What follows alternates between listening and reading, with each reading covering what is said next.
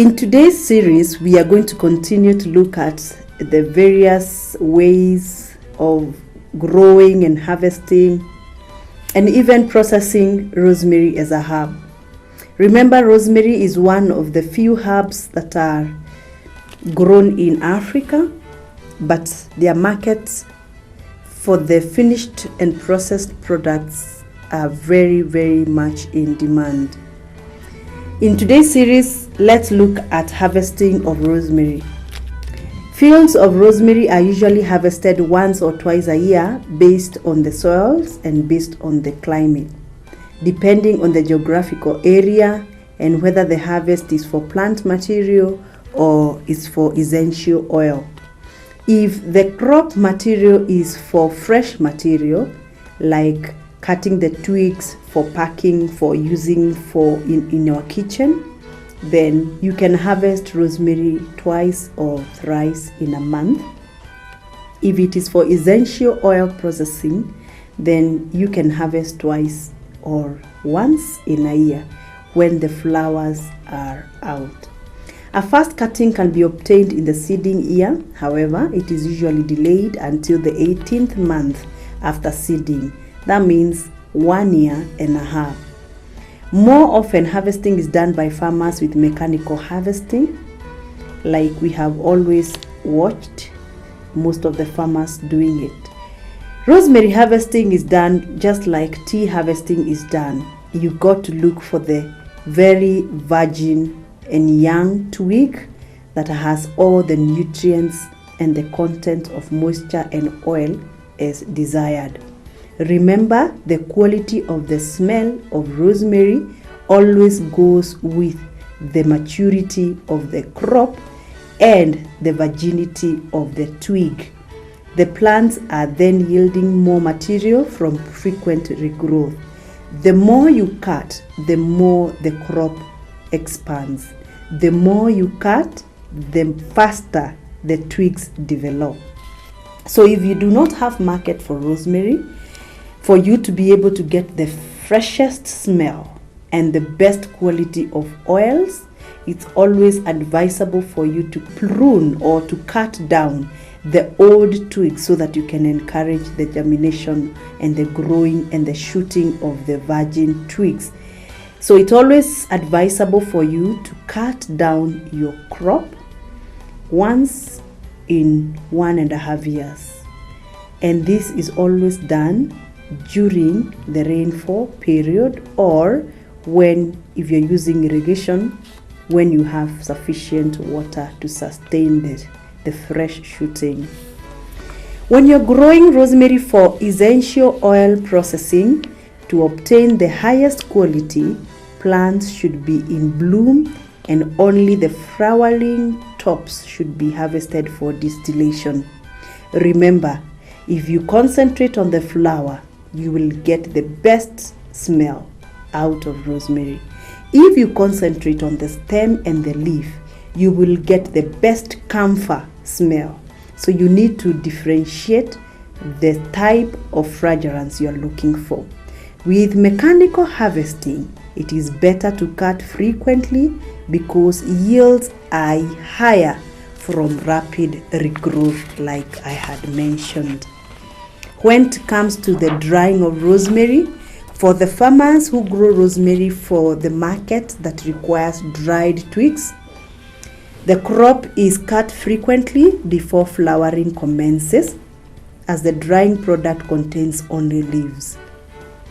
For the farmers who are interested to sell fresh rosemary, especially for the export market, the herb is cut frequently at a young stage as young. Fresh shoots, what I call virgin shoots, are used in culinary preparations.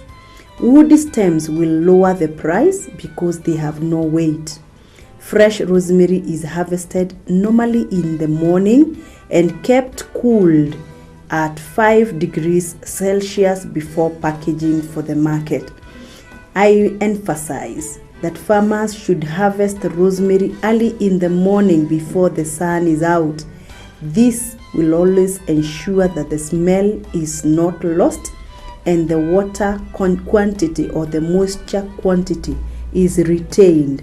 Remember, if you are able to do the refrigeration, you do it within the temperature range of 5 to 8 degrees Celsius.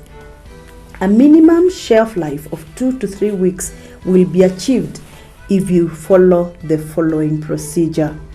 After the temperature, prevention of excess moisture loss is the second most important post-harvest factor affecting the quality and the shelf life of the herbs.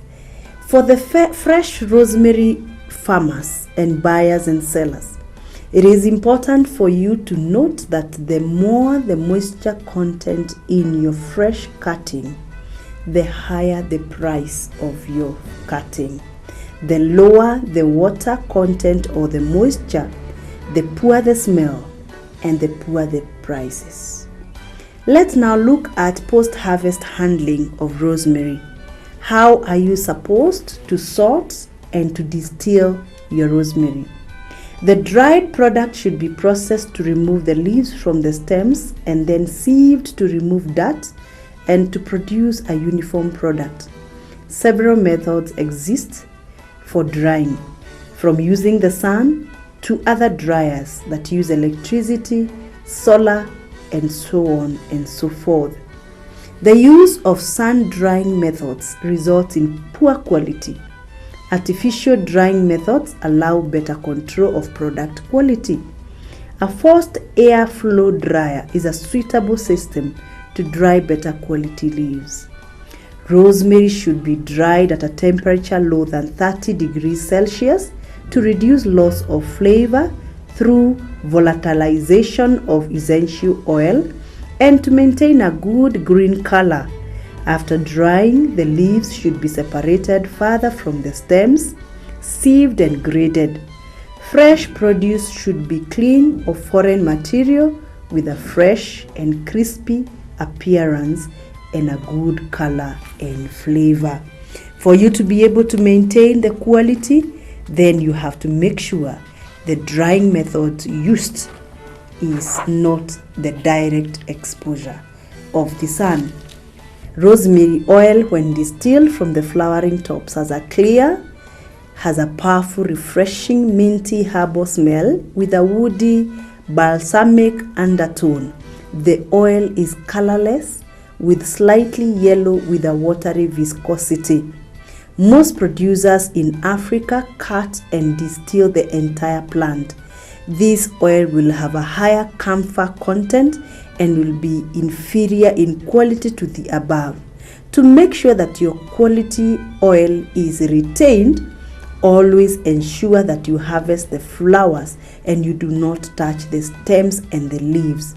The practice to distill the flowering tops separately is more labor intensive, but it is better in terms of market. There are international standards that are prescribed to define the quality requirement of dried rosemary. The essential oil content of the dried herb is an important factor contributing to the flavor intensity. Whole rosemary leaves should contain a minimum of 1.2% of volatile oil, maximum of 10% foreign matter, maximum of 2% woody stems, and a maximum of 7% ash. And I guess this kind of prescription, according to the international standard, is going to be followed by majority of the exporting farmers to be able to get and maintain the right price of their end produce, and that is essential oil. It is goodbye for now. My name's Gathoni Mushomba.